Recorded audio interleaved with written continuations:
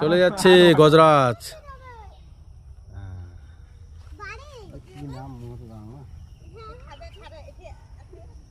গজরাজের দল আপাতত উত্তরমুখী। দারুণ। তিস্তার জল শুকিয়ে গেল, তাই ওদেরও আনন্দের সীমা নেই। আমি স্পারের এখান থেকে অনেকটা জুম করে ভিডিওগুলো করছি। অনেকে প্রশ্ন করেন যে আমার ভিডিওগুলো এত কাছে থেকে কেন তুলি। এটা অনেকটা দূর থেকে আমি ভিডিওগুলো করছি, কাছে তো যাওয়া যাবে না।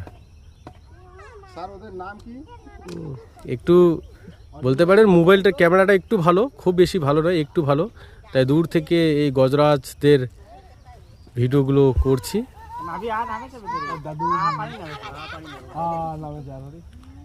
ওরা এখন আপাতত জলক্রিয়ায় মগ্ন হবে। দাতাল অনেকগুলো আছে, ওরা স্নান করবে। প্রচণ্ড গরম তো, যে গরমে আমরা নিজেরাই হাঁপিতে হয়ে উঠি, তো ওরাও ওদের জলক্রিয়ায় নিমগ্ন হবে।